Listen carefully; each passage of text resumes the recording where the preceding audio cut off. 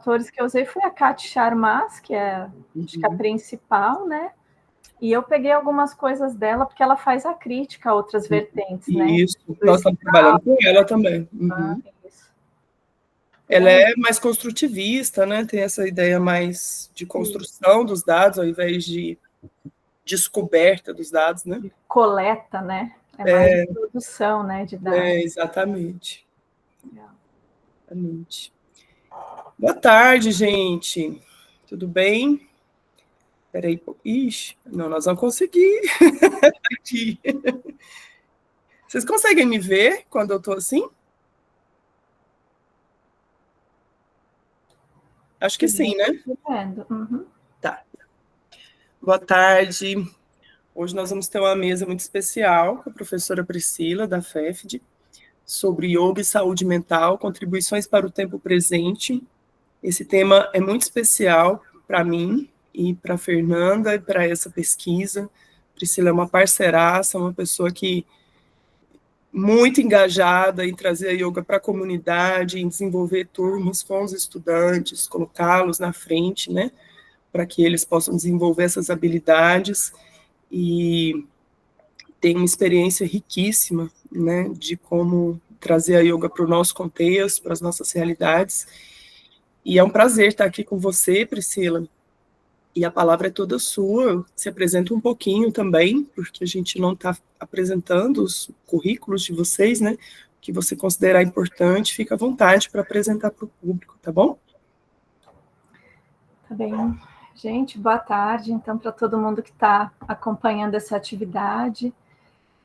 Eu sei que vocês vêm de um dia bem intenso hoje, né, com 2 mesas já pela manhã, né, então a gente está se encontrando aqui para esse momento agora, e penso que pode ser um espaço, enfim, agradável, né, que a gente possa dialogar, porque imagino, né, que o yoga pode ser aí uma das práticas, né, uma das alternativas para se pensar, né, para trazer para estudantes da UFG.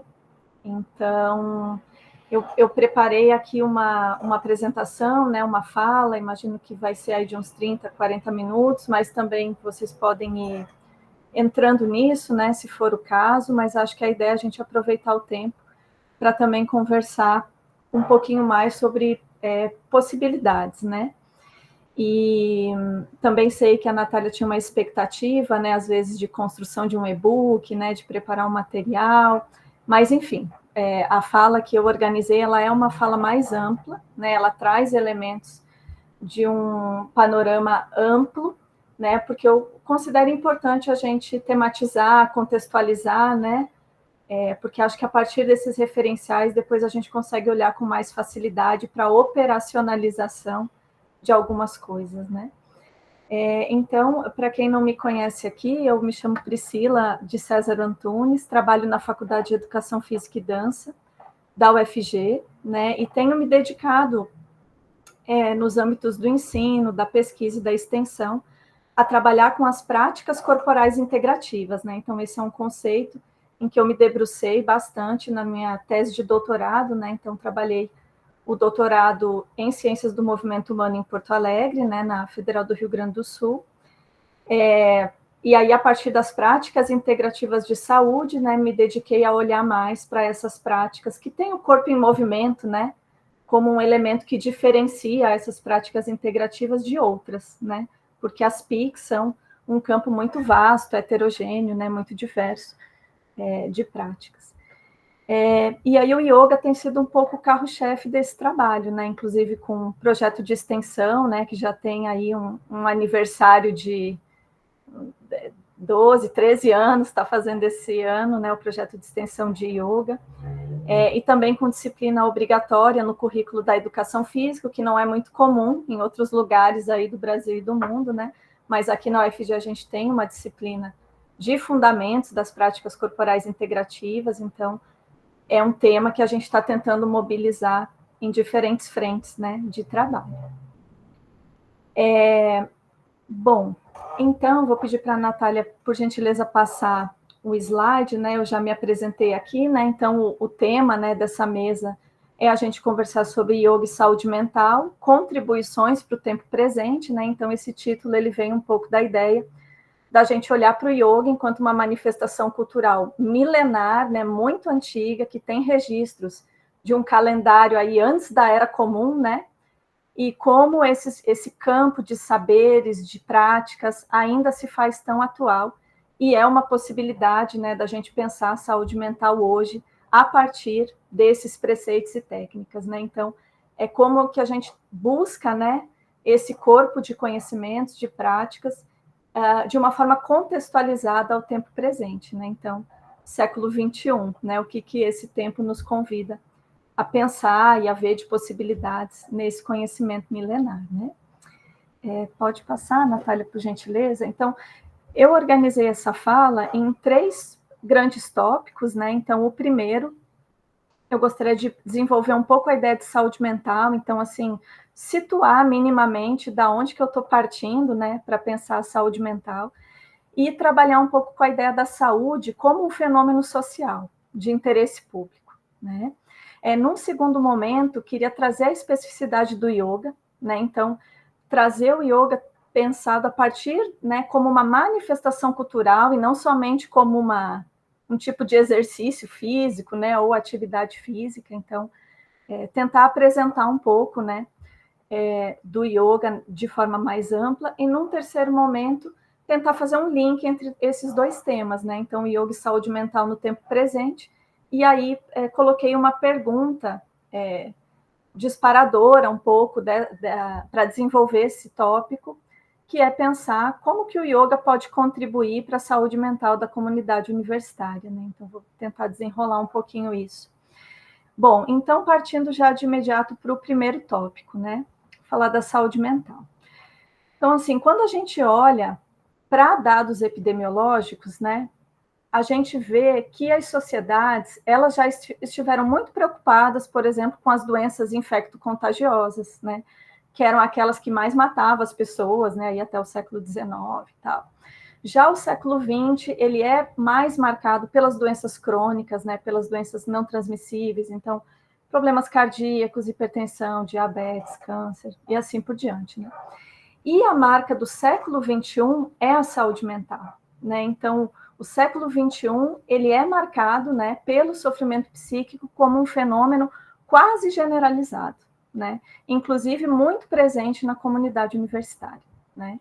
Então, caberia pensar, por que será que os quadros patológicos se alteram, né? O que acontece, né? Que mudanças sociais ocorrem, e que alteram o perfil de adoecimento das populações, né? Por que hoje a gente está reunida aqui para falar de saúde mental universitária e não de outra coisa, né? Então, eu gostaria de trazer o recorte, né, dessa fala para a abordagem desse mal-estar quase generalizado que a professora Madel Terezinha Luz, com base em estudos de sociólogos franceses, ela denominou de pequena epidemiologia do mal-estar. Né? Então, a Madel Luz, que é uma referência muito importante no campo da saúde coletiva, mais ainda das práticas integrativas de saúde, né? Ela definiu essa pequena epidemiologia do mal-estar como uma síndrome coletiva biopsíquica que se caracteriza por dores difusas, depressão, ansiedade, pânico, esgotamentos diversos, que atinge milhões de pessoas no mundo, ocasionando uma situação permanente de sofrimento, né? Então, essas formas de expressão de sofrimento, elas são marca, né, do século XXI, e elas podem ser entendidas como um fenômeno de natureza tanto sanitária quanto cultural, né? Como um produto de uma série de transformações sociais, sobretudo relacionadas ao neoliberalismo, que reconfigura os modos de conceber, organizar e viver o sofrimento, né? Então, entender a saúde mental como algo que se produz nas relações sociais e culturais significa compreender que ansiedade, depressão, burnout, né, pânico, etc., não são apenas resultado da falta de algum ingrediente químico no cérebro, né, nem só de gatilhos ou comportamentos que disparam, né, pioras e repetições, né. Por isso, eu proponho a gente pensar que esse mal-estar difuso, presente em grande parte da população urbana trabalhadora, desempregada ou aposentada, e também na comunidade universitária, fortemente, está associado às condições de vida, né, no capitalismo globalizado, ao crescimento das desigualdades sociais e à política econômica neoliberal. Né? Então, para desenvolver esse argumento, eu vou me valer inicialmente das contribuições da Madel Luz, né, como eu já coloquei aqui, e dos autores Vladimir Safatli, o Nelson da Silva Júnior e o Christian Dunker, que organizaram um livro recentemente a partir de pesquisas na USP, onde eles discutem o neoliberalismo como gestor do sofrimento psíquico. Aí você pode até passar o slide, Natália, por favor. E aí esses autores, eles vão trabalhar essa ideia do gestor em dois sentidos. Um deles é o gestor como aquele que gera, que produz, ou seja, o neoliberalismo como algo que produz sofrimento. E o segundo sentido é o gestor como aquele que gerencia, que administra. Então, assim, o neoliberalismo como aquele que administra o sofrimento, né? Então, esses autores, eles chamam a atenção de que o sofrimento humano não é apenas uma questão clínica, mas também política, inclusive para determinar qual sofrimento que é legítimo, como que ele pode ser denominado, classificado e vivido, né? Então, se até algum tempo atrás o sofrimento era visto como um empecilho, como um problema para a produtividade, esses autores vão dizer que, recentemente, o sofrimento se tornou algo a ser explorado, de onde se pode extrair produtividade. Ou seja, do sofrimento bem administrado, se pode extrair produtividade. Né? Então, em meados dos anos 70, se cria uma nova moralidade que prescreve como devemos sofrer. Né? E aí esses autores eles vão apresentar 3 vias, que eu até coloquei ali no slide, 3 vias por onde a gente pode pensar as relações entre saúde mental e o sistema econômico, né?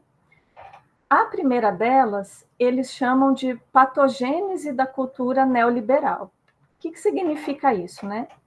Nessa perspectiva, o que gera sofrimento são fenômenos associados ao desenvolvimento do neoliberalismo, como a solidão, a dissolução dos limites entre a vida doméstica e o trabalho, o avanço da lógica de competição, né, entre seres humanos, a exigência constante de autossuperação e produtividade em todas as esferas da vida, né? A exibição, né, o individualismo como um pilar fundamental, né, dessa lógica neoliberal, e assim por diante, né?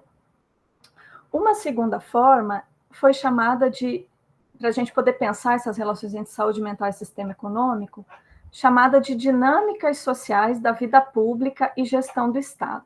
Né? Então, aqui se entende que saneamento básico, moradia, alimentação, emprego, as condições de trabalho, o acesso à saúde, educação, lazer, tá? etc., são fundamentais para a promoção de saúde mental. Portanto, há geração de sofrimento quando há um quadro de austeridade, né? Com redução das políticas sociais que garantiriam às pessoas meios mínimos, né, de existência. Então, a ausência do Estado, nessa perspectiva, né, na promoção desse tipo de política, teria um papel fundamental no aumento do sofrimento psíquico. Né? E uma terceira via que eles apresentam para pensar as relações entre saúde mental e o sistema econômico é a indústria farmacêutica, né, que envolve redes de financiamento e interesse que ligam instituições psiquiátricas e setores do mercado. Né? Então, essa via ela se mostra a partir de 2 frentes principais. Né? Uma é a produção de doenças para o consumo de psicofármacos. Outra é o tratamento sem doenças, voltado para o enhancement, ou o aperfeiçoamento, né, dos sujeitos, né, voltado para o desempenho, para o melhoramento. Né? Então, fármacos inicialmente concebidos, né, para o sofrimento psíquico, ganham um novo objetivo, que é a potencialização da performance de trabalho ou da performance de vida, né, das pessoas. Então, eu dei um destaque aqui para esse conceito de enhancement, porque me parece que ele pode dialogar quando a gente vai pensar a saúde mental de estudantes, né, universitários.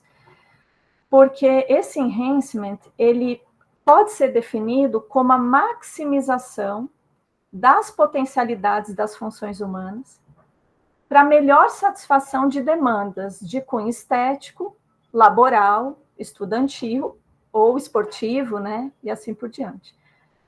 Então, esse conceito ele se refere a que todos podem ser uma versão melhorada e mais produtiva de si mesmo. Buscar a melhor versão de si mesmo, né? Então, qualquer semelhança aí com os discursos do empreendedorismo e tal, não é mera coincidência, né? E também não é mera coincidência que o empreendedorismo surge, né, como uma nova lógica, muito forte também no século XXI, que é quando se aprofundam, né, as questões do sofrimento psíquico. Então, se instaura uma psicologia, uma psiquiatria sem patos, sem doença, mas voltada para a promoção do bem-estar e para o melhoramento, com um papel significativo do uso de psicofármacos, né? E ontem acho que a gente falou um pouquinho sobre isso, a Natália comentou. Então, remédios, por exemplo, ou suplementos, né? Para aumentar a disposição, para melhorar a concentração, a atenção, né? Então, se instaura uma nova norma da performance com coerção social para que as pessoas, né, trabalhadores, estudantes, sejam mais eficientes e menos angustiados diante do excesso de tarefas, da precarização da vida, do trabalho e da vulnerabilidade social. Então, as mudanças, né, provocadas pelo neoliberalismo produzem uma forma de vida que deve ser apreendida, dirigida e avaliada como se faz com uma empresa.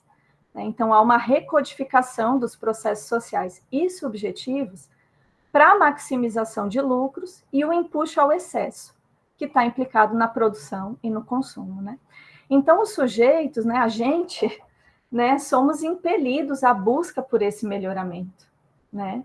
Então, nessa lógica, além dos psicofármacos, né, que tem um lugar de destaque aí, de suplementos e medicamentos e tal, vários outros campos e mercados também passam a ofertar serviços, né, com a promessa de superação do sofrimento, para controle e melhoramento de si e da performance, né?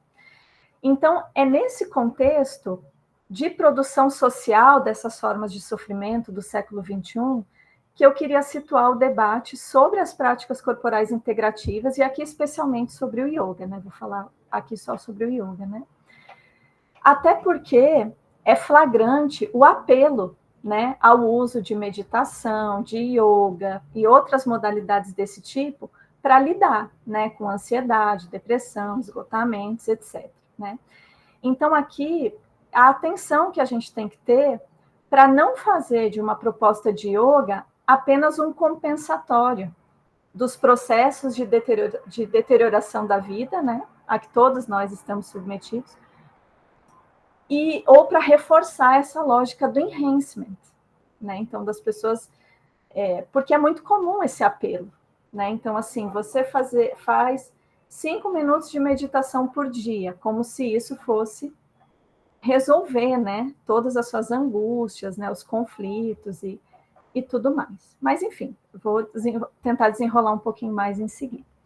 E aí eu passo para um segundo momento, então, dessa exposição, que é falar sobre o tema do yoga, né? E depois vou tentar costurar aí as duas coisas. Então, eu considero importante iniciar esse segundo momento apresentando elementos básicos do yoga, né? Primeiro, porque talvez algumas pessoas aqui ainda não estejam muito familiarizadas, né, com o tema. E segundo, e mais importante, porque os modos como o yoga vem sendo difundido, né, a partir de processos de ocidentalização, mercadorização e medicalização, acabam fomentando uma visão reduzida, né, como se o yoga fosse apenas prática de posturas, né, de asanas, como a gente chama nesse interior, né. Então, como se o yoga fosse apenas posturas que a gente faz em cima de um tapetinho, né, de um colchonete. Então, eu começo aqui demarcando que o yoga, ele é uma manifestação cultural, né, de tradição milenar, cujas origens remontam ao Oriente, mais precisamente ao que hoje a gente conhece como Índia, né, e não apenas um tipo de exercício ou de atividade física, né. O yoga possui um extenso e complexo corpo de preceitos e técnicas. Então, para essa apresentação, eu vou destacar alguns elementos, né? Alguns apenas que me parecem dialogar mais com o tema da saúde mental. E aqui, me parece que tem um link muito interessante para ser explorado, já de início, né? Que reside justamente na compreensão do yoga como um trabalho com foco, né? Ou como algo preocupado, né, voltado para a saúde mental, né? Então, assim, lá no calendário antes de Cristo, antes da Era Comum, mais de 20 séculos atrás, não se falava nesses termos, né, saúde mental. Mas é interessante observar na atualidade, né, ou melhor, observar a atualidade de certos conhecimentos tradicionais. E o esforço aqui é de tentar contextualizá-los ao tempo presente, né? E aí eu fui buscar dois significados para a palavra yoga, né, para tentar começar dizendo como que a gente poderia entender o yoga, né? Porque existem diferentes definições, né, diferentes formas de explicar o que seja yoga. Então, aqui eu fiz um recorte naquilo que eu acho que dialoga um pouco mais com a questão da saúde mental. E aí fui buscar em duas obras clássicas, né, do campo do yoga. Uma delas é o Bhagavad Gita, né, que é um compilado, né, que se estima, né, que tenha sido escrito por volta do século IV, né, antes da Era Comum. E uma outra obra clássica, que são os Yoga Sutras de Patanjali, né, que é um material estimado também entre o século IV, antes da Era Comum, ou o século II, depois da Era Comum, né, não tem uma precisão, né, de quando que isso foi organizado, mas são duas referências clássicas importantes para compreender o yoga, né, porque representam, de alguma maneira, a síntese de conhecimentos que são sustentadores, né, na prática do yoga, no seu sentido mais amplo, com bases filosóficas, éticas e conceituais. Então, nessas referências, o yoga ele é definido como, numa delas, cessação das flutuações da mente, né? E na outra, estabilidade mental e serenidade interior, né? Ou seja, tudo que a gente está querendo, né? Então, assim, a gente poderia pensar que acalmar aí, né, a cessação das flutuações da mente, a estabilidade mental e serenidade interior, é o que a gente poderia colocar como o outro polo, né, do sofrimento psíquico, né? Então, fazer esse contraste, né? Então, a partir dessa compreensão, o yoga, ele é visto como um caminho, né? Um caminho dotado de preceitos e técnicas, cujo propósito está relacionado ao domínio de pensamentos e emoções, ao favorecimento de aspectos como centramento, contemplação e capacidade de análise e ação sobre a realidade de modo consciente e não apenas reativo. As inquietações, né, nesses livros, né, que eu citei, as inquietações são consideradas fonte do sofrimento humano e, portanto, o yoga se apresenta como possibilidade para lidar com elas, né, quiçá para superá-las. E ainda nessas obras, as razões para as inquietações e o sofrimento residem na chamada ignorância, né, avidya, entendida como o não reconhecimento da conexão profunda da existência humana com o todo, né, que é chamado de Brahman nessas teorias. Eu não vou me ater a isso, né, eu acho que é um construto bem complexo, pode ficar talvez para depois no debate, né, mas eu também não quis deixar de dizer, né, que superar essa visão dual da realidade, né, é algo que é muito importante no campo do yoga, né. Então, simplificando, né, para a gente poder avançar, o yoga ele poderia ser entendido a partir de um amplo conjunto de conhecimentos e práticas voltados para a superação da visão individualista e fragmentada da realidade, né? Então, pensando nisso, né, de compreender o yoga a partir de um caminho, né, voltada para a superação dessa lógica, né, individualista e fragmentada, e que tem uma preocupação com as questões de saúde mental, que são colocadas como lidar, né, com as flutuações da mente, ou buscar uma estabilidade mental e serenidade interior, esse outro livro, que é o Yoga Sutras de Patanjali, ele vai sistematizar o yoga como um método, né, como um método voltado para essas intenções, né, para esses objetivos. Inclusive, eu vou falar aqui em off, né, porque tem psicólogas na sala, mas tem professores e professoras de yoga que consideram que os Yoga Sutras de Patanjali poderiam ser o primeiro tratado de psicologia da humanidade, né, porque ali tem um conjunto de explicações de elementos sobre o funcionamento da mente humana, né, e tudo isso, né. Mas, enfim, é claro que a nossa psicologia ocidental moderna nunca reconheceu e acho que não o fará, né? Mas ali a gente tem esse... Por enquanto. Isso. Bem, então eu vou destacar, porque dentro dos Yoga Sutras de Patanjali tem muitas coisas também, né? Mas eu vou destacar como é que está apresentado ali esse método, né? O yoga visto, então, como um método de 8 princípios, né?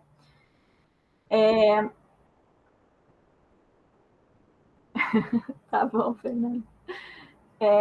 Então, assim, gente, pensar esses 8 princípios do yoga, né? Vou falar muito resumidamente de cada um deles, né?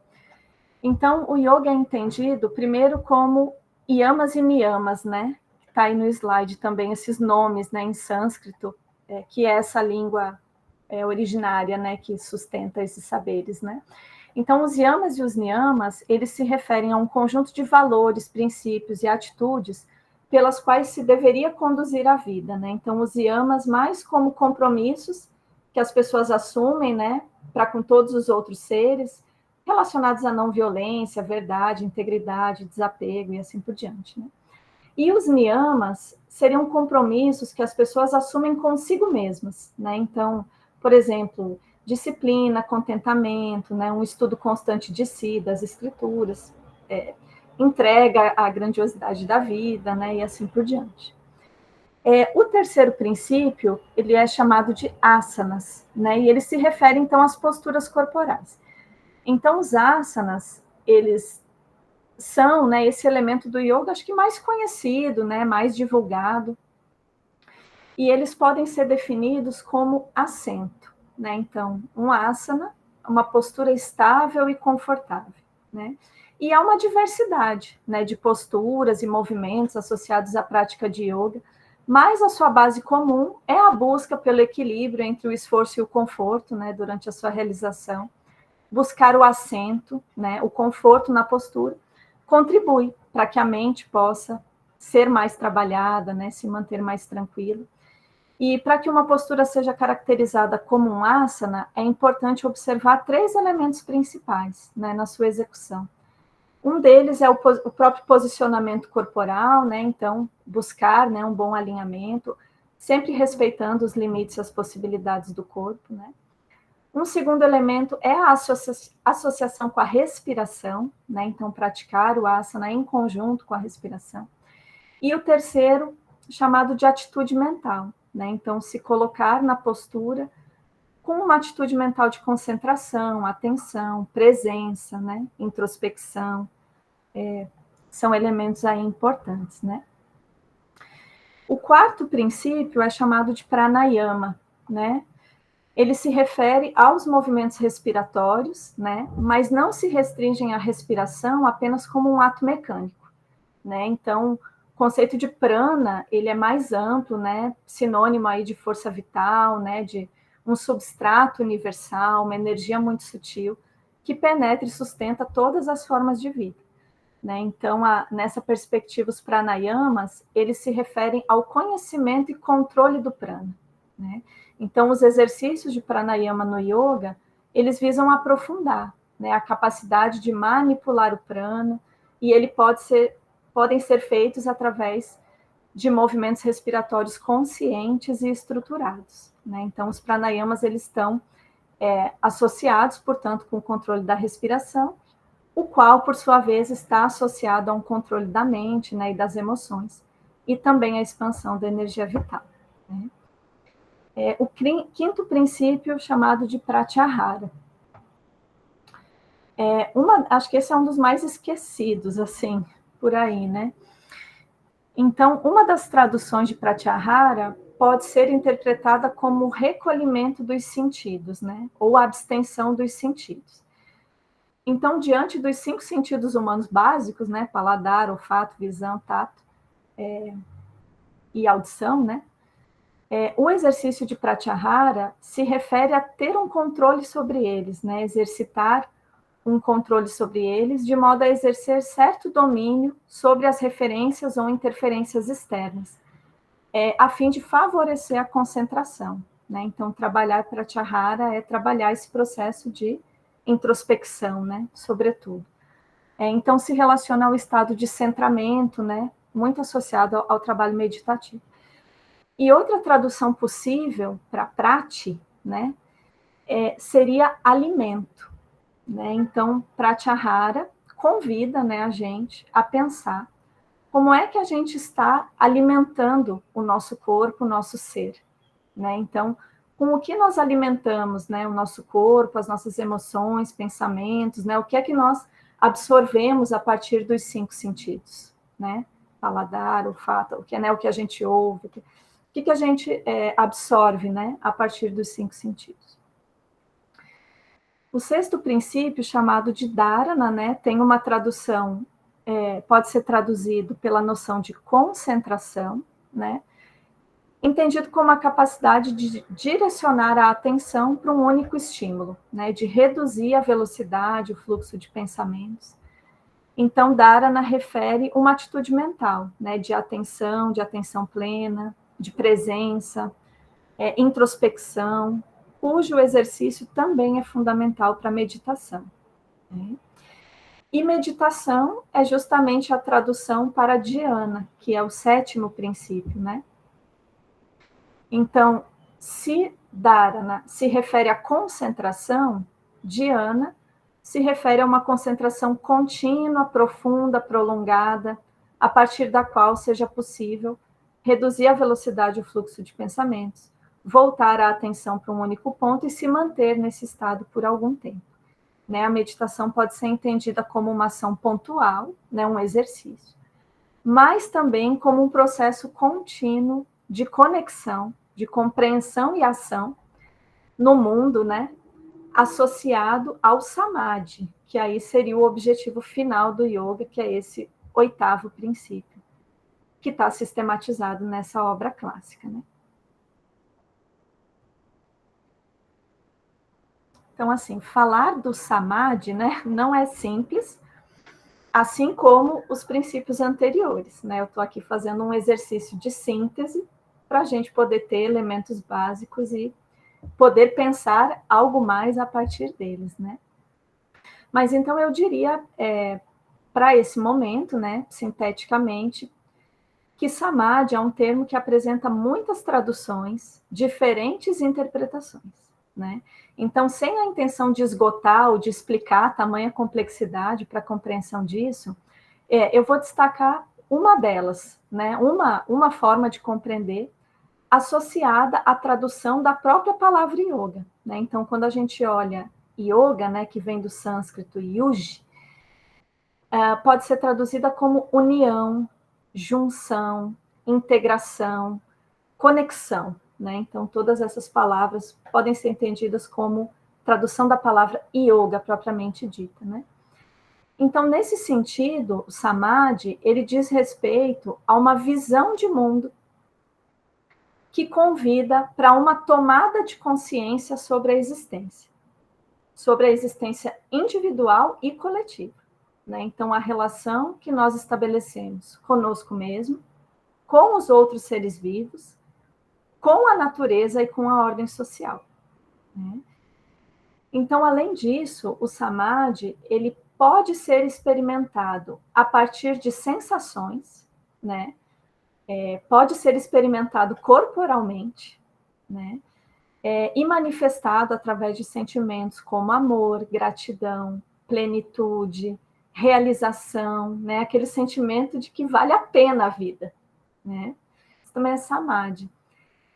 Mas também se manifesta a partir de um estado de quietude mental associado à paz interior, capacidade de observação, né, onde se pode pensar com mais clareza e analisar, questionar as coisas, né, de modo menos reativo e mais consciente, né? Então, a meditação ela é um elemento importante nesse processo, né, integrada aos estudos e à compreensão de conhecimentos da base filosófica do yoga, né? Então, para poder entender melhor tudo isso, né? Enfim, a gente precisa também de se aprofundar um pouco mais nessa base também. Então, assim, gente, essa, muito resumidamente, né, é a proposta do método, né, com os seus 8 princípios. No entanto, os modos como o yoga chegou e vem se difundindo no Brasil, em outros lugares do mundo também, né, permitem aventar um outro significado para o yoga de caráter reduzido. Então, eu queria reforçar, né, o que eu já disse antes, que é a questão dos asanas serem o princípio, né, que tem dominado as aulas de yoga nos espaços, né? Então, os asanas assumiram prioridade, na maioria das vezes, exclusividade nas aulas, né? Num contexto de compreensão do yoga como um sistema de exercícios que trabalha corpo e mente, né? Muitas pessoas reconhecem aulas de yoga como realização de sequência de asanas em sessões muito similares a aulas de alongamento ou de ginástica, né? Nesse sentido, o princípio dos asanas tem sido mais valorizado em detrimento dos demais, com afastamento também das raízes culturais, históricas, filosóficas e éticas que são constitutivas do yoga. Esse processo de esvaziamento das dimensões fundamentais dessa manifestação cultural está alinhado com a apropriação mercadológica também a que o yoga está submetido, assim como também ocorre com outras terapias, né, propostas terapêuticas, no contexto de culto ao corpo, né? E atrelado a essa perspectiva, também está a busca por novidade, né, a ressignificação de demandas de saúde mental na contemporaneidade, né? Então, chama atenção para esse olhar que parece refletir uma perspectiva de funcionalidade, né? Então, assim, na cultura contemporânea, o corpo tem centralidade, né, seja pela sua capacidade produtiva, seja pela sua potencialidade de consumir bens materiais simbólicos, né? E o yoga, ele tem aparecido muito como um auxiliar, né, na diminuição dos níveis de estresse e ansiedade, gerados pela dinâmica da vida moderna, bem como para manter um corpo em condições excelentes de produtividade, né? Então, isso é um pouco a venda, né, o slogan com que é vendido, né? Então, o yoga, em que medida, né, se tornou mais um produto para anestesiar o corpo e ajudá-lo a suportar todo um processo de exploração a que está submetido, quer seja no trabalho ou no lazer, né? Então, a ênfase nesse caráter funcional.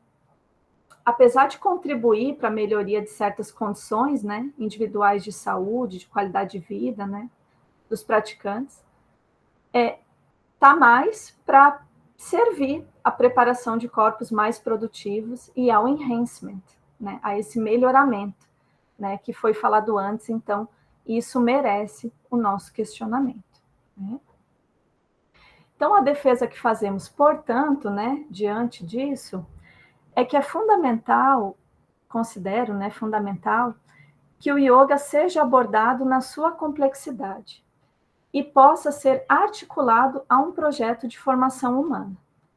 Nessa perspectiva, faz-se necessário superar a visão restrita à exercitação corporal, né, de forma mecânica, repetitiva, em favor da abordagem dos saberes e práticas do yoga em suas dimensões históricas, conceituais, éticas, filosóficas, técnicas, estéticas e simbólicas, né? Uma abordagem que oportunize o acesso ao aprendizado dessa manifestação cultural, voltado a possibilitar aos praticantes desenvolver autonomia, né? Então, para a gente ter autonomia sobre algo, a gente precisa ter acesso aos conhecimentos, né, que dizem respeito, né, a esse objeto ao qual a gente quer ter autonomia, né? Que possibilite também aos praticantes ganhar espaço, né? Então, eu me lembro muito da Natália, né, quando a Natália dá aula, ela traz muito essa dimensão, né, de que o yoga é ganhar espaço, né, dentro e fora, né? Então, possibilitar isso também, né? Possibilitar que as pessoas possam lidar com as suas questões existenciais, né? E também para fazer isso a gente precisa oportunizar acesso a esse corpo de saberes, né? Porque tem muita substância ali que pode contribuir, né, para ajudar as pessoas a lidar com as questões que provocam, né, sofrimento.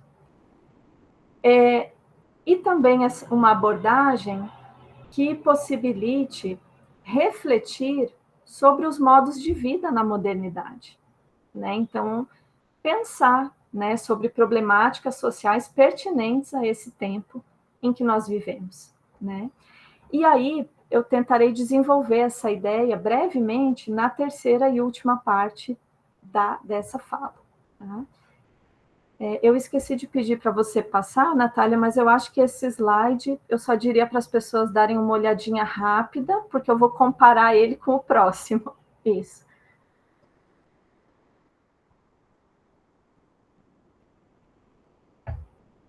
Bom, então, passando para esse terceiro momento, né? Que é a gente tentar fazer um esforço de relacionar, né? Um pouco do que eu vim comentando até agora, a partir de uma pergunta direcionadora, né?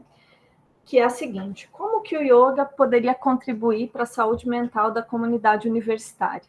Né? Então, retomando, né, a compreensão de saúde como um fenômeno social, né, de interesse público, e essa crítica à redução do yoga à prática de posturas, né? Então, a ideia agora é que a gente possa se dedicar a pensar, né, alguns elementos de como que o yoga poderia ser abordado nesse contexto da saúde mental universitária. E aí, para isso, eu tomo a educação em saúde como conceito articulador. Né? Então, eu acho que aí pode haver, né, um mote conceitual para a gente pensar propostas. Né? Então, assim, como fazer aulas de yoga, né, que tenham contribuição para a saúde mental. Né? Então, acho que a educação em saúde ela é um conceito articulador muito potente. Né? Então, se a gente for pensar do ponto de vista de saberes e práticas específicos do yoga, a gente encontra ali uma série de potencialidades para o trato com a saúde mental, né? Então, falando muito rapidamente, né? Conhecimentos filosóficos, éticos. Então, por exemplo, a impermanência, né? Então, poder falar, né, sobre a ideia da impermanência, da autoobservação, de moksha, né, da ideia de libertação, né, como trabalhar na relação com os desejos, né, com o ego, o véu de Maia, né, tirar o véu de Maia, né, para pensar nessa visão dual da realidade, etc. Né, não vou poder também explicar cada coisa dessa aqui. Mas o que eu quero dizer? Que existe ali uma série de conhecimentos que podem ser pensados, né, para as questões existenciais, sobretudo, né, dos sujeitos. Também tem aí, na base do yoga, um conjunto de técnicas muito interessantes. Né? Então, técnicas de respiração, o trabalho corporal de asanas, né, com solturas, com distensionamento do corpo, né, com espreguiçar, com etc, né, relaxamento, né, que é um elemento fundamental, né, então, em geral, toda aula de yoga termina, né, em Shavasana, que é o grande asana, né, de relaxamento pleno, né, e principalmente a meditação, né, então, acho que o trabalho com a meditação é um trabalho que tem muito potencial, né, para desenvolver a capacidade de autoobservação, né, das pessoas, das suas emoções, pensamentos, né, então pode ser uma grande aliada a meditação para lidar também, né, com essas questões. Mas, né, então assim, de um ponto de vista, a prática dessas técnicas e tal produz resultados já extensamente documentados na literatura científica, né, então isso a gente encontra já muito consolidado, né? Principalmente com relação a dores, doenças e uso de medicamentos que tendem a reduzir, né? Quando as pessoas começam a praticar yoga, né? Então, principalmente problemas osteomusculares, articulares, além de depressão, ansiedade, estresse, que são os 3 grandes nomes, né? Que vêm na literatura científica para onde o yoga são encontrados benefícios, né? Da prática de yoga. Então, melhoras emocionais e sentimentos positivos, né? Então, essa ideia de um certo equilíbrio emocional, paz, calma, tranquilidade, centramento, maior disposição, mudanças de humor, melhora do sono, ajuda a lidar melhor com as emoções, né? Então, estou trazendo isso de revisões de literatura que já apresentam, né? Melhora das capacidades e qualidades físicas, né? Então, força, flexibilidade, coordenação motora, equilíbrio, memória, condicionamento físico, mobilidade corporal, alinhamento postural, fortalecimento muscular e articular, e assim por diante, né? Então, a gente já tem, né, um acúmulo de pesquisas que mostram, né, que se a gente praticar as técnicas, a gente pode obter, né, as pessoas têm obtido benefícios dessa natureza, né? E aí, no que se refere mais especificamente à saúde mental, em síntese, merece destaque o que vem sendo chamado de empoderamento psicológico, né? O que é essa ideia do empoderamento psicológico? É onde as pessoas expressam um sentimento de maior controle sobre a própria vida, né? Então, a partir, né, da prática de yoga, há um fomento, né, desse empoderamento psicológico.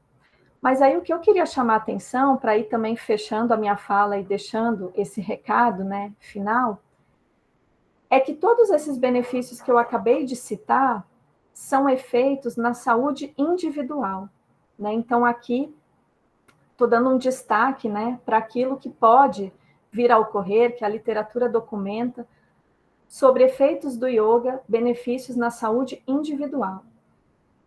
Todavia, né, o recado que eu queria deixar nesse final, né, da fala é que a gente precisa avançar, né? Avançar também em direção ao empoderamento comunitário, né? O empoderamento comunitário, ele precisa muito do empoderamento psicológico, né? Então, eu não estou aqui separando as coisas, né? Pelo contrário, estou colocando isso numa linha congruente, né? Junto, né? Então, como é que a gente pode avançar, né, em direção ao empoderamento comunitário? Que aí seria, o que seria, né, isso? Um processo, né, e um resultado de ações que afetam a distribuição do poder, né? Então, como é que a gente pode enfrentar as desigualdades, né, nas relações entre poder e resistência? Porque, afinal, a gente vive numa sociedade que ela é adoecedora, né? Ela é adoecedora. Então, a gente precisa trabalhar com as pessoas também essa compreensão, né? Que sociedade que é essa? Né? Por que a saúde mental é o grande boom do século XXI? Né? O que está acontecendo? Né? Então, é pertinente pensar, dentro de uma aula de yoga, cabe, de um programa de yoga, né? Cabe, né? Como seria possível encarar desafios de ações coletivas, políticas e culturais, crítica social, perspectivas de mudanças que possam incidir na transformação da realidade social.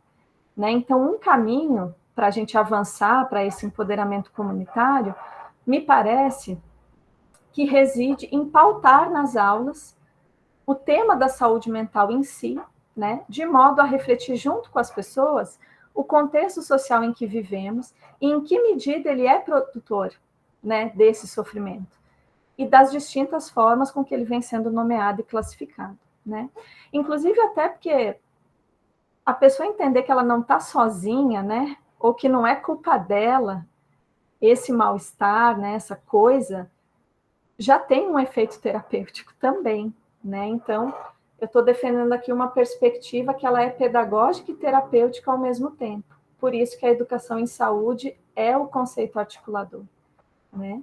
Então, como é que a gente pode enfrentar aquilo que estruturalmente nos adoece, né? Então, a gente se fortalece individualmente, mas a gente não perde de vista que a gente precisa fazer frente, fazer resistência a esses modos de viver que estão na base aí, porque eles são adoecedores, né, produtores de sofrimento.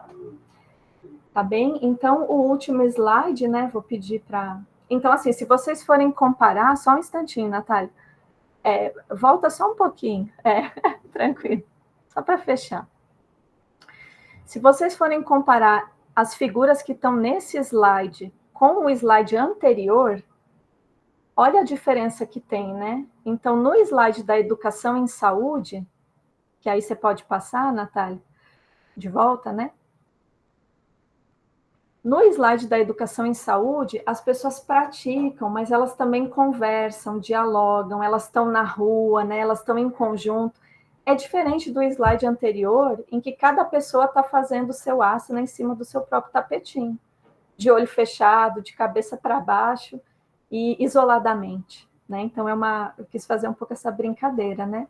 E aí, o último slide, ele traz, então, aquilo que eu considero importante, né? Um pilar para a gente pensar, que é integrar a reflexividade, né? Essa capacidade de pensar, de analisar, né? Integrar a reflexividade e a ação humana às experiências, né? Então, como é que a gente pode, dentro de uma aula de yoga, superar um caráter meramente instrumental de educação, né, que seria fazer yoga só como prática de asanas, e a gente pensar uma educação em saúde de caráter crítico reflexivo, onde a gente faz sim os asanas, adora, né, a maior parte da aula é isso mesmo, mas a gente também contempla, né, os demais princípios do próprio yoga, né, que é a sua base ética filosófica, e também essa reflexão sobre o contexto social, né, que está na base aí da produção do sofrimento. Tá bem? Desculpem, acho que eu falei até demais, agradeço a atenção.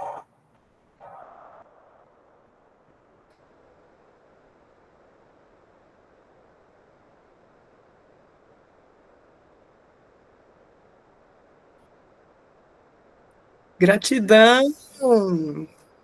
Que coisa linda! Olha, a gente criou esse evento, na verdade, para fazer uma formação para nós, né, Fernanda? Eu acho que agora a gente já pode contar para eles o segredo daqui. Total interesse particular e pessoal. Que esse evento era primeiro para a gente. Quem quisesse vir junto ia ganhar. Aí eu me dei conta disso agora, na verdade. Mas não é bem assim, né? A gente vai compreendendo as camadas também do que a gente está fazendo, né? Não tem pesquisa neutra, tão pouco qualitativa, né? Não, nada do que veio para o bojo do Regenere, o jeito de fazer, os convidados, né? Para o encontro, nada foi ao acaso, tudo muito bem escolhido, assim, dentro das experiências de vida, né? E com o yoga não foi diferente, nem com o Priscila. Eu vou desconectar o outro aqui, que eu estava usando só para compartilhar o slide no computador. E eu fiz umas anotações, Priscila, para aproveitar a sua presença aqui e todas essas colocações que você trouxe, para saber de você o que você sente em relação a isso que eu vou apontar, tá?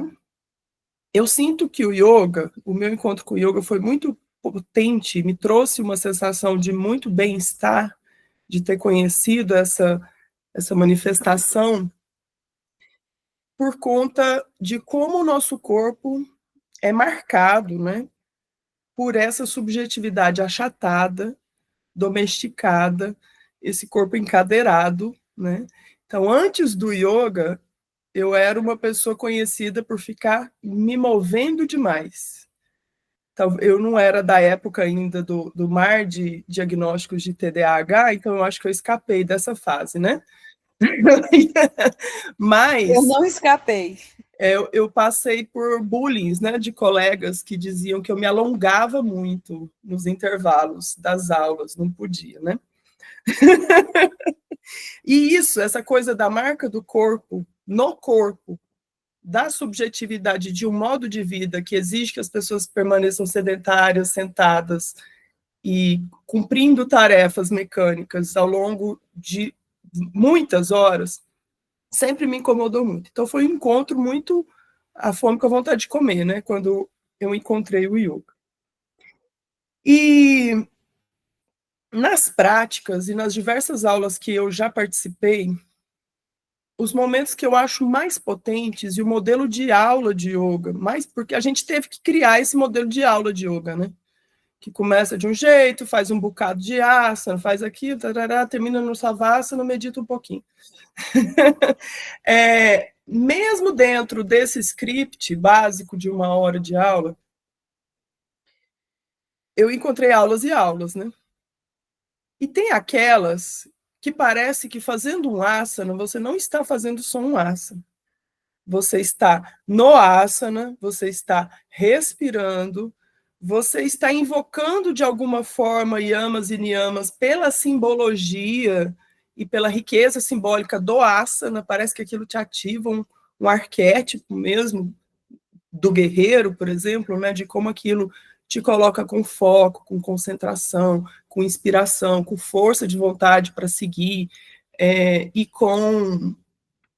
Eu acho que cada asana a gente pode fazer um estudo, sabe? De como que ele desperta uma série de coisas e que talvez não fosse a proposta clássica, mas que também a cultura sempre está em movimento, né? O yoga também foi se transformando e eu acho que não é depois que ele saiu da Índia que ele vai se cristalizar, né? Ele vai continuar em transformação, né? Então, às vezes me incomoda a prática de yoga que lembra muito sala de aula, sabe? A Fernanda sabe da minha birra com sala de aula e com psicoeducação. Se explicar demais, eu perco o interesse. Agora, aquela aula em que você entra fazendo, faz sentindo, pensa sentindo e fazendo, e colocando corpo, mente, ética, tudo ali em camadas, parece que vai te elevando a um nível de consciência que vai fazendo a gente chegar mais perto desse estado de integração e de percepção de que a gente está dentro de um organismo muito maior, né, do que nós. E eu sinto também que, se isso for possível, quando eu cuido de mim, eu posso estar fazendo um asana muito complexo, que eu não vou estar ativando a minha vaidade de estar sendo capaz de fazer aquilo que o outro não é capaz de fazer. Eu posso estar fazendo esse asana complexo, desfrutando desse prazer de perceber que o meu corpo é capaz de chegar naquela beleza, no nível não só estético do estético hoje, né, mas no estético do quão incrível nós somos e não reconhecíamos antes, porque estávamos achatados, esmagados e precisávamos ficar ali na roda da produtividade, né, sem nos descobrirmos. Tem uma outra questão também, que é toda vez que surge um ser que tem bons... Nós aprendemos uns com os outros, né? Eu quero acreditar que a gente aprende por reconhecer e ver o outro dando conta de certas coisas que eu não estou dando conta. E eu acho que tem um lema popular que vale a pena para isso, que é aprender pelo exemplo, né? Às vezes a gente não vai conseguir convencer a criatura dizendo para ela o que ela tem que fazer, mas às vezes eu vou conseguir cuidar de mim de uma maneira inspiradora que o outro queira vir junto. Então, eu acho que essa coisa de me valorizar a ponto de falar, eu tenho importância, eu preciso cuidar de mim. E ao invés de pregar a verdade, e a gente prega mesmo, em muitas situações, e vamos continuar pregando, mas ao invés de só isso, que a gente transpire, né, esse bem-estar que o yoga pôde nos proporcionar. E eu acho que a pessoa que vem observando esse movimento nosso e vem no lastro, né, desse desejo de querer se integrar a esse movimento, gera esse processo, né, de mudança social e coletiva, para que mais pessoas possam encontrar esse bem-estar, possam encontrar essa plenitude. E eu acho que não vai haver um gozo, um nirvana, um samadhi completo, enquanto a gente tiver tantas mazelas ao nosso redor, né, tanta exploração. Então, eu acredito que a gente vai acessando camadas de bem-estar conforme a gente vai criando esses movimentos, mas vai ficar para a posteridade aí, para o futuro, né? Essa experiência maior de satisfação. É isso que eu queria comentar. Tem alguém que quer comentar, que quer perguntar, que quer falar para a Priscila alguma coisa? Quer falar, Fernanda? Quero falar que eu fiquei muito encantada aqui, né, com a apresentação da Priscila, mas mais que isso, com a calma e plenitude. Ai, meu Deus, um dia eu chego nessa calma e plenitude ou não, né? Enquanto Priscila falava da mercantilização do yoga, né, e de como isso se transformou numa proposta de prática corporal só, e já tem muitos meses, né, que eu fico investigando possibilidade de formação, porque isso é algo que me interessa. Gente, já vi cada coisa, dá vontade de sair correndo e gritando. Não entendo nada de yoga perto do que vocês já estudaram, entenderam? Mas tem umas coisas muito cabulosas. A última delas que eu vi que me assustou muito é um sujeito chamado Daniel alguma coisa, que agora ele decidiu vender curso de yoga como se fosse uma prática, vou lembrar o nome que ele traz, mas uma prática, e aí ele anuncia assim, ó, retirei o misticismo, retirei a filosofia, pensei comigo, não sobrou nada do yoga, então, do que ele está vendendo. Né? E fica como se fosse uma coisa da lógica do treinamento cerebral, né, para o fortalecimento corporal, e aí ele faz isso ancorado no que ele está chamando de evidências científicas. Então, ele diz, isso aqui atrelado à respiração tal, isso aqui é ciência, isso aqui não é, então agora o que eu estou vendendo é. Eu falei, Senhor, onde estás que não responde, quando eu vi esse moço vendendo esse tipo de coisa. E aí também concordo muito com a história de ser só uma prática corporal, apesar de que às vezes eu penso que alguma prática corporal é melhor que nenhuma para quem está 24 horas sentado na cadeira, então hoje a gente encontra na internet um volume muito grande de práticas, né, e de aulas com esse convite de ficar repetindo. Vou falar aqui no meu português, que ainda não estudou, tá bem? As posturas, né, e acompanhando as nomenclaturas, me dá a sensação do vazio. Para mim é muito gostoso acompanhar a prática da yoga com a Natália, porque sempre vem com muito cuidado, então nunca esqueço quando ela põe a gente para fazer a postura de Maomé, ela fala, entrega para o universo tudo que você é, aceita tudo que vem, e eu sempre fico com o sentido e significado disso. Todas as vezes na academia que eu vou fazer esta postura como um alongamento mesmo, e aí não como yoga, eu me lembro de entregar tudo que eu sou e de aceitar tudo que vem, porque aí eu consegui jogar pelo menos nesse... Não, quando a gente coloca, estende o corpinho lá na frente, senta sobre os joelhos. É a criança. É a criança. Tá vendo como eu nem os nomes decorei? Mas fui com sentido e significado. E aí fico muito sofrida. E gostei muito, sofrida de ver o que é que o mercado tem feito com as coisas, né? Que deveriam ser propostas de autocuidado e de autocuidado coletivo e social até, né? Porque quando Priscila traz esse ponto da yoga, que ela traz uma proposta também de olhar para o coletivo de um jeito diferente, que para mim é novidade, então hoje aprendi muito, me faz muito sentido. E fico sofrida, porque fiquei aqui sofrida quando Priscila fez a provocação, né? De que a yoga traz aí um arcabouço que a psicologia não reconhece, né?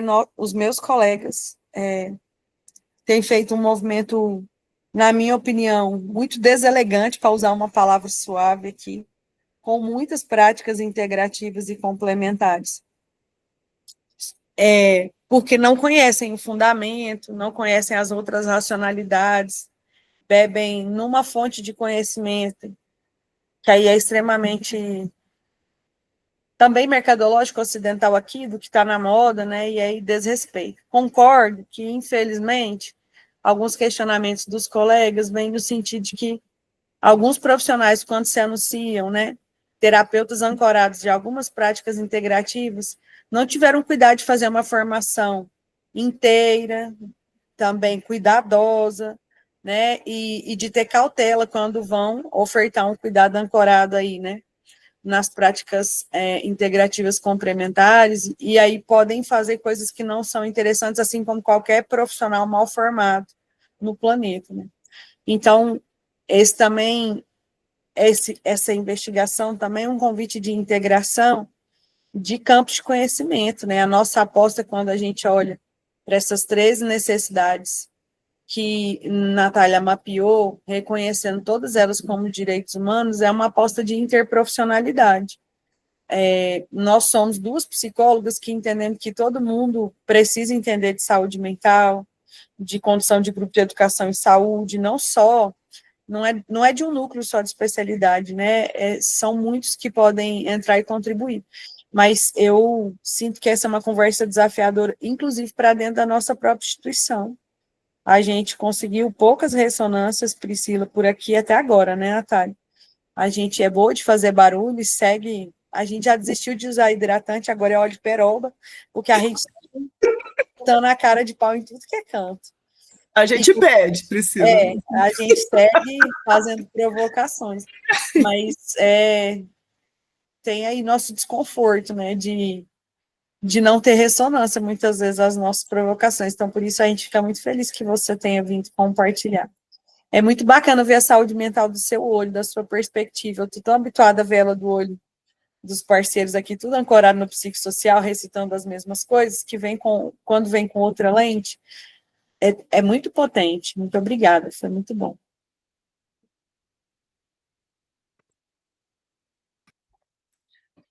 E aí, gente, aproveitem, vamos perguntar, vamos falar. Alguém quer abrir o microfone? Priscila pode comentar, e quem quiser abre e entra aqui para a roda com a gente. Legal.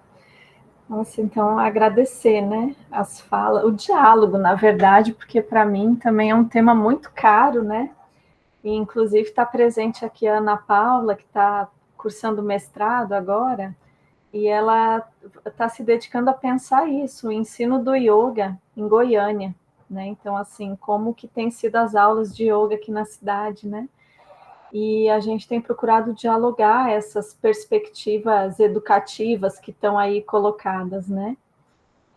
Então, acho que, primeiro, trazendo esse ponto, um dos pontos que a Natália trouxe, eu já imaginava, né, que a gente ia conversar sobre isso, e eu acho muito bom, assim, porque aí vou trazer um pouco do aporte da educação física, né, que é o meu campo de origem e é por onde eu venho pensando as práticas corporais em geral, né? Então, aqui nós estamos falando de yoga, mas tem aí todo um conjunto, né, de teorias para pensar práticas corporais em geral. E aí, o que acontece? No campo da educação física, por volta dos anos 80, aconteceu um movimento que ficou conhecido como o movimento renovador da área. Ou seja, até aquele momento, como é que as práticas eram feitas? Na escola, né, tipo nas aulas de educação física na escola, mesmo fora dela, em espaços assim de treinamento e tal. E aí tem alguns autores, por exemplo, Walter Brast, né, e outros que eles vão dizer o seguinte: o que predominava no campo até aquele momento era a ideia do fazer. Então, assim, você vai dar 10 voltas ao redor da quadra, você vai fazer 20 polichinela, 30 abdominais, e é a criançada na escola numa ideia de um fazer, né? Focado na preparação corporal, né? Que era disciplinadora, que era voltada para um desenvolvimento físico e moral, né, dos sujeitos. Nos anos 80, começa a entrar para dentro do campo da educação física conhecimentos da área das ciências humanas e sociais, porque antes era muito pautado nas biológicas, né? Então era o conhecimento da anatomia, da fisiologia, do treinamento, era isso que estava pautando, biomecânica, né? E nos anos 80 começa a vir conhecimentos da educação, da sociologia, da antropologia, da filosofia, e isso gera um rebuliço dentro do campo, inclusive inaugura, né, um movimento que fica conhecido como período crítico da educação física. Né? Então, a partir daquele momento, começa a se pensar criticamente o ensino das práticas corporais, né, a partir de uma lógica que ela é também reflexiva e preocupada com o social, e não só da preparação do corpo, né, para algo, ou do treinamento, né. E aí, aquilo que era tido como um fazer, o que o movimento crítico vai dizer? Olha, também existe um saber sobre esse fazer. E se a gente quer ampliar os objetivos para além do treinamento corporal, a gente precisa disponibilizar acesso para os nossos alunos, né, para as pessoas, a esses conhecimentos, a esse saber sobre esse fazer. Então, não basta mais apenas ficar repetindo polichinelo, corrida abdominal, você precisa ensinar, né, outras coisas sobre aquilo, sobre o polichinelo, sobre o abdominal, sobre a corrida e assim por diante. Então, em muitos momentos, esse novo entendimento, né, que se inaugura naquele momento, ele é visto de uma forma, eu não sei se é preconceituosa, enfim, deve ter um adjetivo melhor para dizer isso, né? Mas o que eu quero dizer? As pessoas começam a dizer assim, então quer dizer que agora só vai ter aula teórica na educação física? Mas então se você está dizendo que tem que ensinar conhecimentos históricos, culturais, filosóficos, éticos, então o quê? É só aula teórica que vai ter? Vai ficar só conversando? E o corpo, e o movimento, né? Então, eu me lembrei um pouco disso quando eu fui te ouvindo, né? E aí eu acho que falar de ensinar conhecimentos de ordem ética, filosófica, histórica, cultural, não significa negar o movimento ou negar a técnica, porque essa é uma compreensão muito comum na educação física. Então a técnica não importa mais, porque agora é só o social, né, de uma forma assim bem jogada.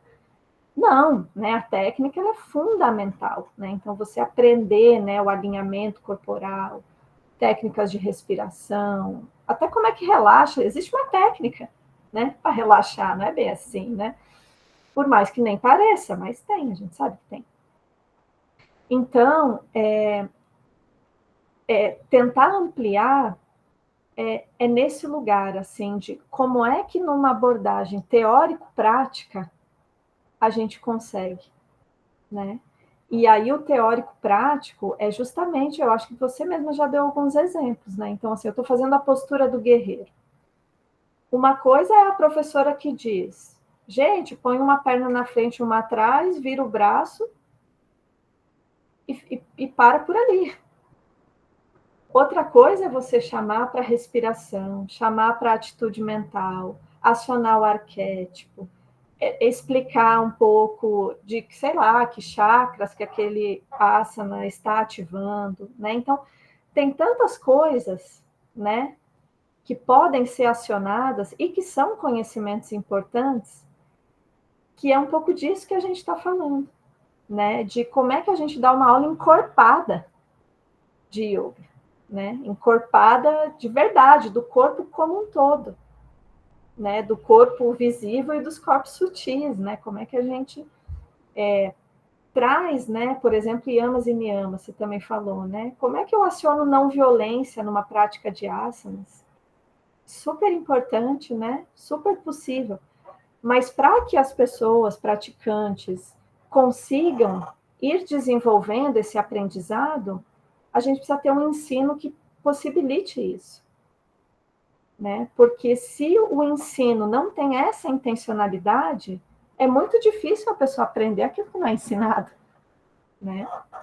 Por mais que o yoga já seja provocativo, né? O yoga, ele provoca, mesmo se você fizer só execução de técnica, ele já provoca, né? Porque você tem verdadeiras catarses, né? Tem pessoas que passam por catarses mesmo, e entram em processos muito profundos depois de uma prática. Isso, então o yoga, ele tem esse diferencial, né, que às vezes só pela execução de algumas técnicas já é provocativo, né? O movimento lento, consciente, isso já destoa dos modos de viver, do ritmozão nosso do dia a dia, né? Então eu chamaria um pouco para essa questão, né? Uma perspectiva de educação em saúde crítico-reflexiva, ela vai tentar fazer articulação teoria e prática, né? Isso não significa transformar a aula só numa aula teórica ou de conversa. O movimento, ele é valorizado, só que ele precisa ser encorpado. E, para além disso, relacionar com os grandes problemas sociais, sócio-históricos que a gente vive, também considero um movimento importante. Talvez aí sim vai ter que ter um pouco mais de conversa, de sentar e olhar no olho e falar. Mas também existem dinâmicas, existe uma infinidade de formas de fazer que podem envolver movimento e ser interessantes, né? Por exemplo, você vai trabalhar pranayama. É possível de conversar com as pessoas na própria roda de conversa ontem foi falado, né? Como é que a gente respira? Qual que é a qualidade da nossa respiração? E por quê, né? Isso tem a ver com o modo como a nossa sociedade também se organiza, né? Esse ritmo todo. Então, ao ensinar pranayama, é possível tensionar esses elementos da realidade social, né? Sei lá, a gente vai trabalhar o relaxamento, né? Tem pessoas que dizem, eu pergunto assim, para uma turma, sei lá, já perguntei várias vezes, qual que vocês acham o asana mais difícil? Ou a parte da aula mais difícil? Para muita gente é o shavasana. Né? E é muito engraçado, porque você só tem que ficar deitado, parado, sem fazer nada. E a pessoa diz, esse é o mais difícil para mim. Então, aí tem uma abertura para conversar sobre a realidade social. Né? Por que será que é tão difícil ficar parado, deitado, sem fazer nada? Né? Então, né, Fernanda? Ficamos. Né? Então, é um pouco... O logo vai catar o celular ali do lado, quer saber se é hora de ir embora. Exato. Tem tantas, assim, situações, né, e aberturas, né? Então, assim, quando a gente coloca isso como intencionalidade, dentro da aula as coisas são oportunizadas, né, da gente debater, né? E a própria saúde mental, né? Porque, em geral, às vezes você chega para dar aula de yoga, está começando com uma turma, você vai perguntar, né? Por que você veio? O que você está buscando? E a saúde mental geralmente aparece, né? Eu estou com ansiedade. Então, assim, só daí, de um primeiro reconhecimento da turma, você já tem um espaço, né? Para ver como é que a pessoa está entendendo a ansiedade, trazer um pouco de elementos mais amplos, justamente para ela não achar que é só com ela, que é um problema só clínico, que não sei o que lá, né? Enfim, caminhos de diálogo, assim. Se não me engano, tem surgido uma psicologia baseada no yoga, que vem da Índia, das universidades indianas, ainda é muito minoritário, e eu já vi também uma filosofia e uma psicologia baseada no budismo. Eu acho que esse século, eu quero fazer uma aposta, a gente fez uma mesa hoje de manhã, citando mitos iorubá e mitos ameríndios para falar de ética e convivência. Foi muito boa, depois a gente assiste a gravação, viu, Priscila? Foi muito bom. Nossa. E eu acho que conversa muito com isso que a gente está trabalhando com a ferramenta do yoga como uma maravilha da humanidade, né? A gente precisa reconhecer isso. É algo desenvolvido milenarmente e que, por isso, tem essa potência toda, né? Então, eu quero apostar que esse próximo século, vai ser um século em que as ciências vão começar a ampliar as epistemologias, né, fugindo desse eurocentrismo e compreendendo a complexidade da prosa dentro dos mitos, da prosa dentro dessas simbologias que pareciam tão estranhas, desses povos do Oriente, desses povos das Américas, desses povos da África, para compreender como eles eram empoderadores, né, como eles fortaleciam comunidades, construíam vínculos, construíam sentido e resistências, né, formas de existir. Quem sabe a gente contribui nesse sentido também, né? Já aconteceram situações dos meninos chegarem tão cansados, eu dava aula no final do dia, né, umas 5 horas, que eu começava com savasana e terminava com agitação, alegria, abraço, sabe? Fazer eles se encontrarem mesmo com essa dinâmica de olhar um para o outro, reconhecer que o yoga também não é só no corpo deles, né? É também de você se permitir ser visto pelo outro, se permitir olhar para o outro, porque nós estamos com corpos envergonhados também, né? Ou parece que a gente não olha muito mais, né? Porque senão o que o outro vai pensar de mim se eu estiver olhando para ele? E coisas nesse sentido. Eu acho que a gente precisa até construir essa permissão para estar com o outro, para olhar para o outro, para falar com o outro, para errar, para falar bobagem, para mudar de ideia, para ser aceito nas nossas limitações e entender que a gente está em construção, né? Nós não estamos acabadas. E só assim a gente vai conseguir estar melhor também, né? Se permitindo ser quem a gente é nesse momento. E eu adorei. Muito bom. Nós vamos, ainda bem que a gente está gravando tudo, porque eu vou transcrever tudo, nós vamos publicar o e-book. Vamos conseguir refletir sobre essas coisas todas mais tempo depois, né? Isso aí, vamos ter outros momentos para continuar aprofundando essa proposta, de como que a gente vai... Quando eu te passei a proposta, Priscila, eu escrevi lá, aí depois eu pensei, nossa, isso aqui ficou muito tecnicista, né? Porque eu queria um e-book bem prático. Em alguma medida, a gente vai criar algum tipo de produto ao longo do processo. Mas eu quero que tenha essa cara aqui que a gente está trazendo, né? Para que chegue na mão de pessoas que não conhecem, para que a gente possa... Eu sempre... Tem pessoas que não fazem yoga e vão fazer terapia comigo, e aí eu ensinava 3 posturas. Era a criança, a montanha, né? Coisas assim. 3 posturas. Você vai acordar e fazer isso, antes de dormir você vai fazer isso. E às vezes essas 3 posturas eram o momento da pessoa parar e se alongar antes de dormir, por exemplo, para ter um sono um pouquinho melhor. Pílulas de yoga. Quem sabe no dia seguinte ela pensa, nossa, quem que é esse Patanjali? Quem sabe eu compro um livro desse? Ah, não, mas isso aqui é muito complicado. Quem sabe eu compro um livro mais simples, né? Tipo aquele Yoga do Coração, que traz os yamas e os niyamas, traduzidos, comentados por autoras com uma linguagem mais próxima da nossa. Enfim, eu acredito que, ainda que a gente não entregue um pacotão completo, e criando provocações também, né? Com essas pílulas de yoga, mas que não seja... Que seja pequeno para a pessoa tentar naquele dia, mas que não seja reduzido ao ponto dela achar que aquilo é só para algum sentido muito prático.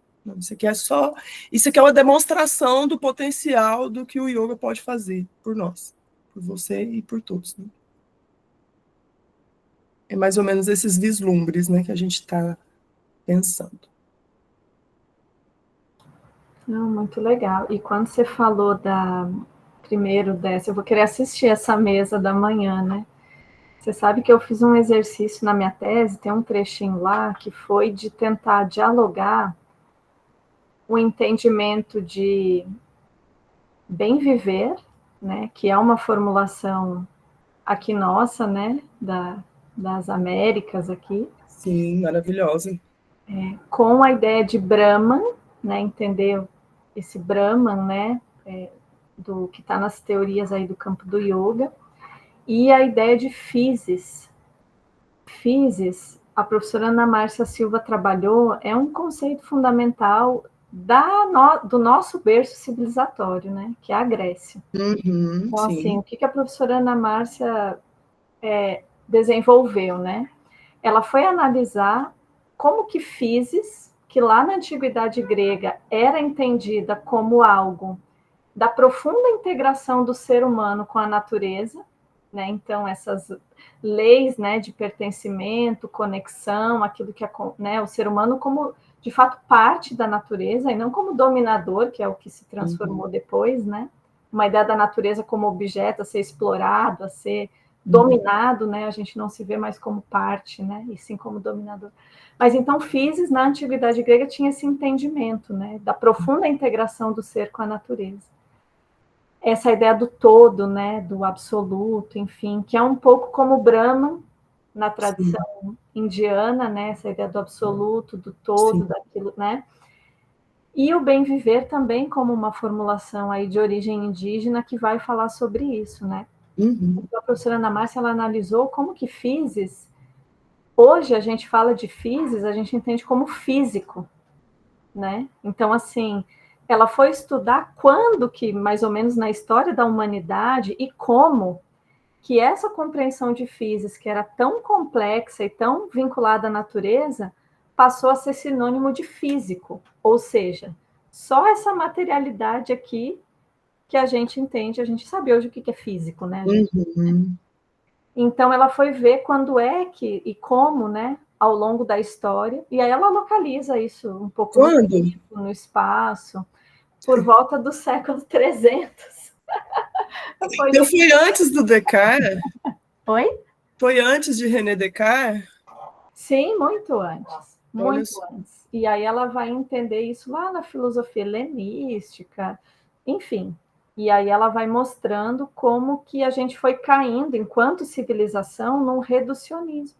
Né? Tanto que hoje o corpo, né, a visão hegemônica de corpo, na área da saúde, por exemplo, é só o físico, né, que importa. A gente tem até que explicar, né, quando fala, porque quando eu falo corpo, eu estou tentando entender algo maior do que o corpo físico. Aí a gente tem que explicar para eles que quando eu falar corpo é muito mais do que a matéria, né? O palpável. Exato. Então ela vai fazer esse caminho, né? E é muito interessante ver como a gente se perdeu aí no processo civilizatório. E quantas coisas, né, são desdobramentos dessas transformações, que é de um reducionismo que a gente vive hoje na visão de corpo, de saúde, né, de tudo isso. Então, isso foi o trabalho da professora Ana Márcia. Mas na minha tese, aí eu fui buscar um pouco isso, como physis tem uma inter-relação com Brahman e tem uma inter-relação com a ideia do bem viver, que é um pouco essa ideia da profunda conexão, né? Que eu acho que é um dos objetivos fundamentais também do yoga, né? Enfim, a conexão do ser com ele mesmo, né? Com os outros, com a natureza, né? Enfim, então me lembrou um pouco de a gente precisa de outras epistemologias também para poder dialogar esse tipo de coisa, né? E o tanto que é desafiador estudar yoga, porque você vai no conhecimento não acadêmico, né? Ou aquilo que às vezes não é tão considerado, né? Você estudar uma escritura clássica do século antes da Era Comum, enfim, as traduções, né, que a gente tem hoje, é isso que a gente estuda.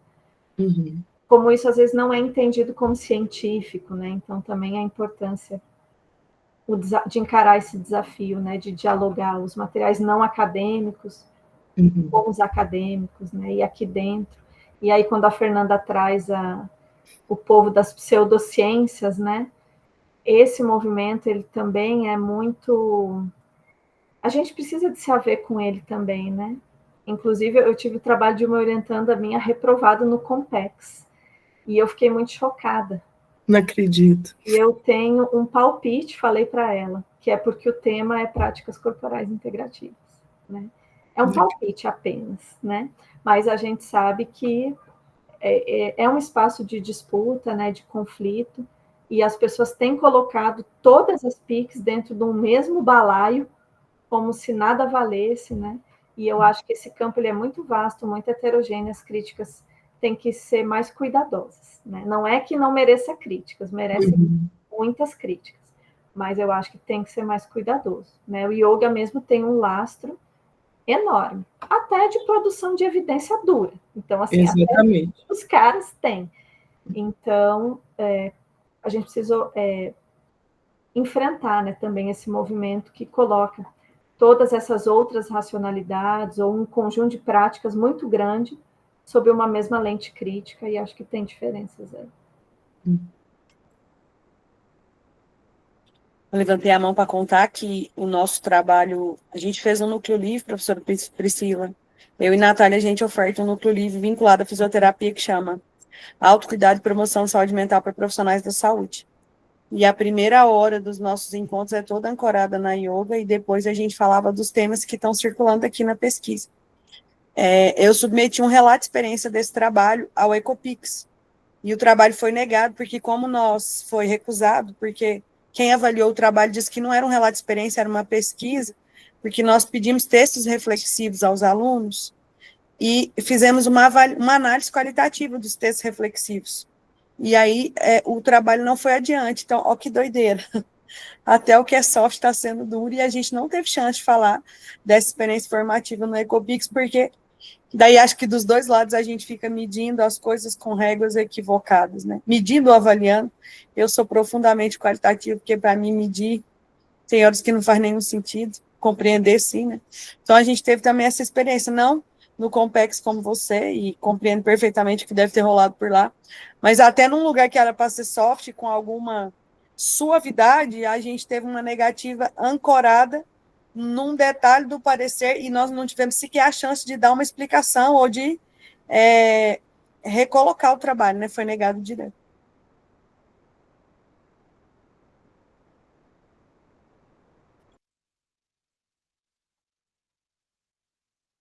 É isso. Entre tantas negativas que eu e a Natália já tivemos aqui com esta proposta. Para mim tá tudo certo. Eu nem me abalo mais, Fernanda. Eu continuo me abalando. Quando você fala que a gente precisa de outras epistemologias, né, é muito desafiador, né, captar recurso, porque para fazer um movimento desse como a gente está propondo, por mais paixão e muita certeza do que a gente tenha, a gente precisa de condições estruturais e materiais também de fazer todas essas coisas serem divulgadas e colocadas no mundo, né. A gente achou umas brechas por aqui e ali, mas a gente até agora teve mais nãos do que sim, e a gente teve nãos muito deselegantes, muito mesmo, da CAPES, do CNPq, vindos até com muita grosseria na escrita, nos pareceres, do que deveriam ser colegas incentivando quem está interessado em fazer pesquisa para fazer correções naquilo que fossem fragilidades, né? A gente vai respirando. Eu acho que teve um papel extremamente importante que as ciências duras tenham mensurado os ganhos de práticas como oração dentro do hospital. Entende? Nós vamos estudar se Deus existe? Não. Eles encontraram uma forma de medir se a oração, seja ela qual for, de qual religião que seja, faz bem para o paciente. Faz. Isso está provado quantitativamente. Dentro da lógica, essa aí que a gente sabe qual é. O mesmo aconteceu com o Reiki, o mesmo aconteceu com o yoga com um pouco mais de dados no sentido técnico, porque ele é mais robusto nesse sentido, que dá para ver acontecer e registrar, né? Então, a parte boa de tudo isso ter acontecido é que questionar a validade da técnica ninguém pode fazer. O que eu sinto, às vezes, nesse reducionismo científico que a Fernanda citou, né? Esse aqui é o yoga baseado em ciência, em neurociência, em evidência, não sei o quê. É que, quando a ciência hard testa o yoga, ela testa a prática tradicional. Ela não testa a prática baseada em neurociência que foi inventada ontem. Ela testa a prática da escola mais tradicional possível. As universidades indianas produzem muito conhecimento. Na Inglaterra, por conta do vínculo colonial, tem muitos indianos estudando também, produzindo esse tipo de dados, né? Nos Estados Unidos. Então, quando eles vão testar o efeito do yoga na vida da criatura, na saúde individual da criatura, em algum sentido da saúde, eles vão pegar uma boa prática de yoga. E vai ter um pouquinho de tudo isso que a gente considera que é uma prática integrativa razoável. Então, assim, desmembrar isso é perder essa qualidade sistêmica, essa qualidade do todo. O pessoal que está fazendo pesquisa com enteógenos nos Estados Unidos, porque é o único lugar que eles fazem pesquisa aqui, tem pouco, mas é muito pouco. Eles perceberam isso, que os contextos em que isso acontece vale mais do que isso como remédio. Então, as tecnologias com enteógenos não vão surgir como remédio que a pessoa compra na farmácia, vão surgir como clínicas que tentam reproduzir esses ambientes ritualísticos do uso de enteógenos. E provavelmente os psicólogos e psiquiatras vão roubar os espaços das casas tradicionais em que isso acontecia. Mas se o pacote não for completo, não funciona. E eu acho que o yoga, simplificando, né, gente? Perdão pelas palavras aqui. Não gera o resultado, perde a potência quando a gente desmembra, né? Ginástica tem muitas e elas têm os seus efeitos, né? E aí a parte mais potente mesmo do yoga é a autonomia, né? Autonomia no sentido de gerir seu próprio corpo. A gente chama o pessoal para se levantar, as pessoas não conseguem estar em pé com os corpos soltos, né? Eles vão ficar se segurando. Tem sempre umas coisas assim que você percebe que tem tensionamento. Então, até aprender a estar de pé. Uma vez eu fui num lugar que o pessoal da música experimenta bastante e que eu achei fantástico, porque eles passam a aula de canto inteira em pé. Nós não sabemos o que é experimentar estar em aula em pé, né? O pessoal do teatro sabe o que é isso, o pessoal da educação física, em alguns contextos, sabe o que é isso. Mas o canto, que as pessoas estão ali estáticas, sustentando o corpo para poder a voz sair de uma forma melhor, né? Eu acho que essas corporalidades, elas mostram para a gente muitas possibilidades que diferenciam de um corpo parado e sentado. É isso. Vamos partir para a finalização. Gente, eu queria tanto que alguém falasse, Fernanda. Ai, nós estamos vivendo essa angústia do silêncio aqui. Né? Gente, eu quero convidar vocês para estar com a gente amanhã, e hoje à noite, e amanhã.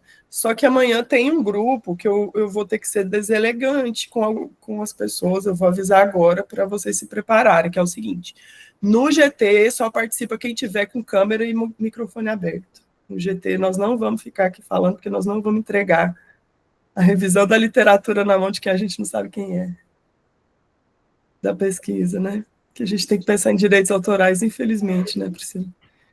Mas, assim, a gente quer troca, né? Então, assim, tudo bem a gente fazer expositivo, né, o processo como um todo, e assíncrono, mas o GT, ele é um momento mais de, né, conversar, articular, para quem quer entrar nas revisões de literatura, na produção de textos junto com a gente. A gente precisa de pessoas para isso. Então, infelizmente, nesse momento, a gente vai fazer esse filtro, né? Porque a gente tem que reconhecer quem está junto, quem são as pessoas, de onde elas vieram. Então, começa assim, né? Com a gente se apresentando, e pedindo para as pessoas se apresentarem, para a gente prosear, tá bom? Priscila, quer fechar para a gente?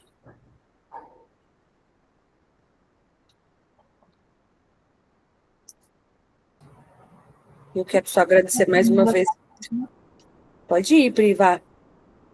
Não, eu achei que você estava falando e eu não estava te escutando. Você estava falando? Estava aqui ensaiando, só um agradecimento mais uma vez, né? A gente está hoje desde muito cedo e a gente ainda tem atividades à noite também, então convidar quem está aqui para a atividade que a gente vai ter logo mais à noite, uma atividade muito bacana para pensar os desafios de permanência na pós-graduação, para quem tem uma vida cheia de outros afazeres, né? A Natália tem uma parceria muito bonita com quem vai executar a mesa à tarde. Tem carinhas que eu estou vendo aqui conectadas, né? Desde segunda-feira, a Admar está aqui desde segunda-feira, eu não conheço, quero muito que até o final a gente possa trocar uma prova. Lohane estava com a gente de manhã, está aqui de novo, né? Nós somos muito afetuosos e do encontro e do contato, então por isso a gente fica querendo ver as carinhas de vocês, saber quem vocês são. Então, se tiver assim muito tímido para falar aqui ao vivo, pode ir pelo chat, mas a ideia é essa, a gente construir pontes. Mas, de todo modo, eu quero agradecer quem esteve com a gente aqui no período da tarde, agradecer a Priscila pela generosidade de vir, de compartilhar, aceitar nosso convite. E agradecer a Natália pela ousadia de toda essa conversa em que eu tive chance de me meter junto com ela. E vou deixar para a Natália, depois de Priscila, fazer os agradecimentos formais aí, de financiamento, parceiros e tal, que faz parte do script.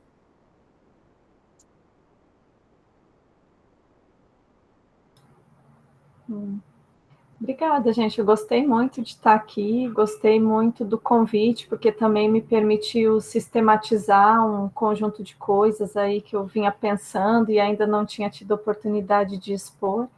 Então, quando a gente faz isso, é oportunidade de diálogo, né? Então, foi um momento de aprendizado também para mim, né? Poder me organizar para estar aqui e estar aqui exatamente conversando sobre isso. Quero me colocar à disposição, né? Para seguir conversando, porque acho que é uma temática muito cara e vejo que tem pessoas procurando a pós-graduação, inclusive, por essas temáticas, né, das relações entre yoga e saúde. Então, eu acho que é um campo que a gente tem que ocupar, né, tem que estudar, tem que aprofundar, né, o tanto que a gente puder avançar é importante, e ter esses momentos, né, ter essas parcerias, com certeza é de grande ajuda, né, cria oportunidades. Então, acho que agradeço profundamente aí, desejo sucesso também para vocês na continuidade desse trabalho.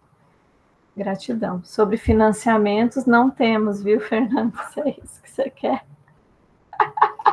Também estou nessa labuta, meu bem. Tá? Esse é para outro capítulo de conversa. A gente vai achar jeitos, Priscila, fique tranquila. A gente é igual água, a gente acha sempre um cantinho para escoar, assim, a gente vai se desviando. Nem que seja em algum momento conversar na dureza que eles querem, mas com o soft que a gente tem, a gente vai achar um jeito. Vamos achar. Flexível como a água.